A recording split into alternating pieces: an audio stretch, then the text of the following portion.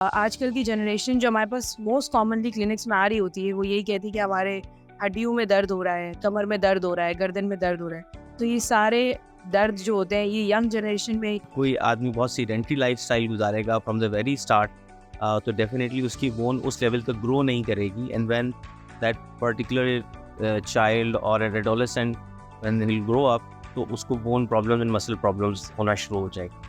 कौन से ऐसे टेस्ट हम जनरल पब्लिक को कह सकते हैं कि वो करवाएं जिससे हड्डियां कमज़ोर होना, ऑस्टियोपोरोसिस या ये चीज़ें हमें डायग्नोज हो जाए ताकि हम उसका ट्रीटमेंट करना शुरू करें।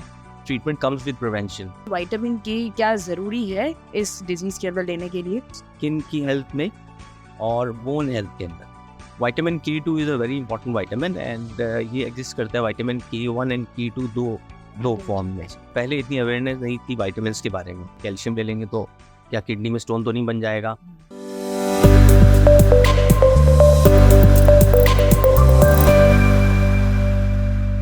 अस्सलाम वालेकुम, welcome to the bone zone. हमारे साथ मौजूद हैं doctor Nasir Ahmed, joint replacement surgeon who is currently a consultant in Deccan National Hospital and part-time consultant in Patel Hospital. अस्सलाम वालेकुम सर, कैसे हैं आप सर? अल्हम्दुलिल्लाह। अच्छा सर, आज हम आपसे कुछ जनरल पब्लिक क्वेश्चंस पूछेंगे जो बहुत ज़्यादा कॉमन है, जो बहुत लोग सवाल करते हैं। आजकल की जनरेशन जो हमारे पास मोस्ट कॉमनली क्लिनिक्स में आ रही होती है वो यही कहती है कि हमारे हड्डियों में दर्द हो रहा है, कमर में दर्द हो रहा है, गर्दन में दर्द हो रहा है। तो ये सारे दर्द जो होते हैं ये यंग जनरेशन में या फिर और बूढ़े तो चले बहुत ज़्यादा आते हैं, लेकिन आजकल यंग जनरेशन बहुत ज़्यादा आ रही है। तो आपके ख्याल में इसकी क्या वजूहत है? Thank you, Sylvia, for asking me a question and for inviting. It's very right कि हम अपने क्लिनिक्स में अब मोर एंड मोर यंगर लोगों को bone pains and muscle pains के साथ देखते हैं। ऑब्वियसली ये मल्टी फैक्टोरियल है, इसमें बहुत सारे रीजंस हो सकते हैं उनकी इसके, मगर जो मेजर चीज़ हमने देखा है कि सिटीज़ में there has been a shift and trend, जो हमारी लाइफस्टाइल था that is change a lot. Previously हम लोग ज़्यादा एक्सरसाइज करते थे, ज़्यादा हार्ड वर्कर होते थे, और जो बोन फॉर्मेशन या मसल डेवलपमेंट का जो प्रोसेस होता है वो जाहिर है कि आफ्टर बर्थ जैसे बच्चा चलना शुरू होता है वो स्टार्ट हो जाता है। और जितना ज़्यादा आप किसी भी मसल एंड बोन को ड्यूरिंग द ग्रोथ फेज उस पर प्रेशर डालेंगे, उसको एक्सरसाइज में यूज़ करेंगे, तो उसकी स्ट्रेंथ अच्छी होगी।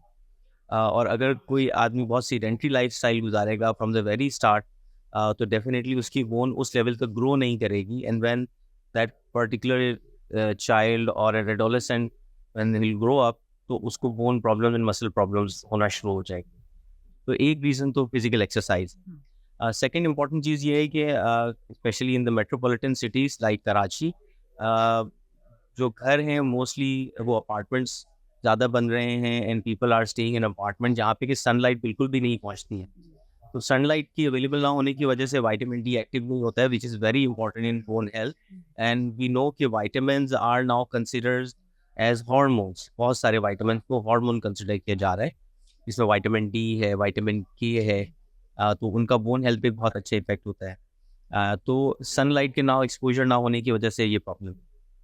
थर्ड इशू ये है कि हमारे डाइटरी चेंजेस, जो एवर इंक्रीजिंग डिमांड्स हैं और लोगों के वर्किंग आवर्स बहुत ज़्यादा बढ़ गए हैं, तो उसकी वजह से लोग प्रॉपर टाइम पे घर पहुंच के खाना नहीं खा पाते।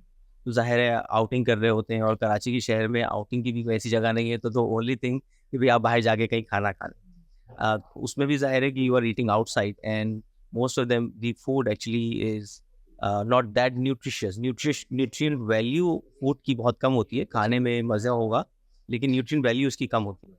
तो इसकी वजह से overall population actually is declining. And obviously media एक बहुत बड़ा रोल प्ले करता है एक पॉपुलेशन को ड्राइव करने के लिए। एंड वी नो कि जो भी अब नए non nutritive type of foods आ रहे हैं, जंक फूड्स आ रहे हैं, वो मीडिया पे बहुत इन होते हैं और बच्चे उन बहुत शौक से खाते हैं, and that actually takes a large part of their meal. तो ये मल्टी फैक्टोरियल जो रीजंस हैं, that actually I think is contributing to the decreasing health of bone and muscle in our population, younger population, which is obviously very worrisome. तो ऐसे कौन सी चीज़ें या फिर कौन से ऐसे टेस्ट हम जनरल पब्लिक को कह सकते हैं कि वो करवाएं जिससे हड्डियां कमज़ोर होना, ऑस्टियोपोरोसिस या ये चीज़ें हमें डायग्नोज हो जाए ताकि हम उसका ट्रीटमेंट करना शुरू करें? जी, वेरी गुड। इसमें obviously treatment comes with prevention. First one thing is that we should educate our population to prevent. जो फैक्टर्स अभी हमने डिस्कस किए, एक तो वो फैक्टर्स उनको अवॉइड करें एंड अपने लाइफस्टाइल को चेंज करने की कोशिश करें, नंबर वन। एंड अगर जैसे हमारे पास क्लिनिक में ऐसे पेशेंट लोग आ रहे हैं जिनको ऑलरेडी ऑस्टियोपेनिया या हड्डियों का कमजोरी स्टार्ट हो चुकी है, तो उन्हें फिर हमें इन्वेस्टिगेट करना पड़ेगा एंड फिर उनको ट्रीट करना पड़ेगा। जाहिर है कि प्रिवेंशन से मामला आगे चलाएंगे, तो prevention and then obviously will ask them to get their x-rays, क्योंकि एक्सरेज यंगर लोगों में, बच्चों में, जो छोटे बच्चे होते हैं जिनकी बोन्स अभी पूरे तौर पे क्लोज नहीं हुए, तो फाइसिस की जो चेंजेस होती हैं वो बोन की शेप हमें डायरेक्ट करती है कि इस बच्चे में रिकेट्स है या ऑस्टियोमैलेशिया हो रहा है। इसके अलावा विटामिन D3 लेवल हमें गाइड करता है कि इसकी डाइटरी वैल्यू कैसी है, सीरम कैल्शियम, फास्फोरस, और ज़ाहिर है दूसरे किडनी के टेस्ट या अदर और भी जो रिलेटेड फैक्टर्स होते हैं, पैथोलॉजिकल प्रॉब्लम जो होते हैं, जो वाकई बीमारियां हों, तो उनके लिए अकॉर्डिंगली हम टेस्ट करवा के पता कर सकते हैं और उनको ट्रीट भी किया जा सकता है अकॉर्डिंगली मेडिकली। ठीक है। आजकल विटामिन के का बहुत ज़्यादा आजकल सुनने में आ रहा है कि वो इस विटामिन डी के साथ या कैल्शियम के साथ लेना ज़रूरी है, या फिर वो बहुत ज़्यादा लिया जा रहा है। आजकल बहुत सारी ड्रग्स आ रही है जिनके अंदर ये कॉम्बिनेशन आ रहा है। तो आपके हिसाब से विटामिन के क्या ज़रूरी है, मतलब इस डिजीज़ के अंदर लेने के लिए? जी, तो सुबह जैसे मैंने जिक्र किया कि पहले इतनी अवेयरनेस नहीं थी विटामिन्स के बारे में, मगर जैसे मेडिकल रिसर्च बढ़ रही है तो हमें विटामिन्स की वैल्यू का अंदाज़ा हो रहा है। जो पहले ज़माने में वैसे ही चलते-फिरते फ्रूट खा लिया और ये कर लिया तो वो मिल रहे होते थे, लाइफ़स्टाइल चेंज होने की वजह से, उनकी डेफिशिएंसी की वजह से बॉडी में काफ़ी चेंजेस आ रहे हैं। Vitamin K2 is a very important vitamin and ये एग्जिस्ट करता है विटामिन K1 एंड K2 दो फॉर्म में। और इसका बहुत ज़्यादा रोल है स्किन की हेल्थ में और बोन हेल्थ के अंदर। क्योंकि हम ऑर्थोपेडिक्स एंड हम बोन हेल्थ के बारे में बात करते हैं, बोन में जो चेंजेस हैं वो बोन के बनने में विटामिन K2 का बहुत रोल है। क्योंकि जो हमारी बोन है ये एक लिविंग टिश्यू है और हर 7 से 10 साल में जो हमारा अभी करंट बोन मैस होगा टोटल रिप्लेनिश हो जाएगा, पूरा चेंज हो जाएगा।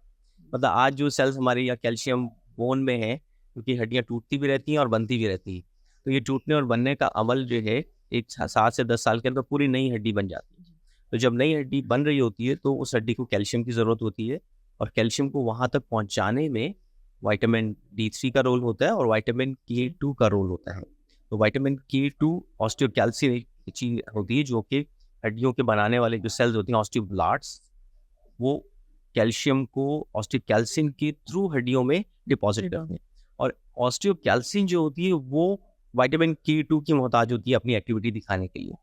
तो बहुत ही माइक्रो लेवल के ऊपर विटामिन K2 जो है अपना रोल प्ले करता है। दूसरी इंपॉर्टेंट चीज़ ये है कि विटामिन K2 जैसे आप कैल्शियम लेते हैं, लोगों के आमतौर पर क्वेश्चन आता है, डॉक्टर साहब हम कैल्शियम ले लेंगे तो क्या किडनी में स्टोन तो नहीं बन जाएगा? अब तो है किडनी स्टोन कॉमन है तो लोगों का जहन किडनी स्टोन की तरफ जाता है, मगर एक बहुत इंपॉर्टेंट चीज़ है जिसको हम कहते हैं एथेरोस्क्लेरोसिस, जो कि शरेयानों के अंदर जो प्लैक बन जाता है उम्र के साथ और उसके अंदर कैल्शियम डिपॉजिट होता है। और अगर कोरोनरी आर्टरीज पतली हो जाएं एथेरोस्क्लेरोसिस की वजह से तो हार्ट अटैक हो सकता है। सिमिलरली अगर ब्रेन में की आर्टरीज पतली हो जाए तो उसकी वजह से स्ट्रोक हो सकता है। तो एथेरोस्क्लेरोसिस के अंदर जो कैल्शियम डिपोजिशन होती है विटामिन K2 उस कैल्शियम डिपोजिशन को कम करता है। तो विटामिन K2 का तो बहुत ही वाइटल रोल हो गया कि आपकी एथेरोस्क्लेरोसिस को भी वो कम कर रहा है, बोन की स्ट्रेंथ में और बोन के बनने में मदद दे रहा है। तो आपको सोचें कि अगर विटामिन K2 की डेफिशिएंसी होगी तो कितनी ज़्यादा डिजीजेस हमारी बॉडी में जनरेट हो सकती है। तो विटामिन K2 अगर मतलब अगर हम दवाइयों में इस्तेमाल ना करें और डेली डाइट में लेना चाहे तो उसके और क्या क्या सोर्सेज होते हैं? डाइट के अंदर विटामिन K2 एग में, फिश में और जो मीट है एंड सीरियल्स उसमें मौजूद होता है। तो अगर कोई आदमी बैलेंस डाइट ले रहा है तो मोस्ट प्रॉब्ली उसको पूरा हो जाएगा, नहीं बट ऑब्वियसली जंक फूड में विटामिन K2 बिल्कुल भी नहीं होता, मतलब there is no nutritious value. तो अगर हम अपनी डाइट का प्लान बनाएं, एक बैलेंस डाइट लें जिसमें फ्रूट्स भी हों, जिसमें सब्जियां भी हों, सीरियल्स भी हों, मीट भी हो, फिश भी हो और डेयरी प्रोडक्ट्स भी हों, तो हम आसानी से विटामिन K2 को हासिल कर सकते हैं। लेकिन अगर कोई ऑलरेडी जिसको ऑस्टियोपेनिया या ऑस्टियोपोरोसिस बड़ी उम्र में हो चुकी है तो जाहिर है उन लोगों को हमें रिप्लेनिश करना पड़ेगा, क्योंकि सम टाइम्स ऐसा होता है कि लोगों को बहुत सारी ऐसी डिजीजेस होती हैं जिनकी वजह से वो नॉर्मल डाइट एडिक्वेट नहीं ले सकते। सपोज किसी का गैस्ट्रिक प्रॉब्लम है, वो एब्जॉर्प्शन नहीं हो रहा है उसका, तो वो डाइट प्रॉपर नहीं ले रहा है, या उसको और कोई क्रॉनिक डिजीज़ चल रही है, तो उसकी वजह से वो डाइट प्रॉपर नहीं ले रहा है, तो फिर उसमें हमें ज़ाहिर रिप्लेनिश करना पड़ता है और उसके लिए इस वक्त मार्केट में अवेलेबल है formation. And I think elderly में I especially like to prescribe calcium with combination of vitamin 3, D3 and vitamin K2 ताकि उनकी एथेरोस्क्लेरोसिस को भी हम प्रिवेंट करें और बोन हेल्थ को भी हेल्प करें। Thank you so much sir, welcome. आपने बहुत आसान अल्फाजों में समझाया कि किस तरह हमें ये चीज़ें आगे लेके जानी है और इसकी क्या वजूहत होती हैं इन दर्दों की। तो थैंक यू सो मच, बहुत शुक्रिया जुड़ा कर। Thank you so much.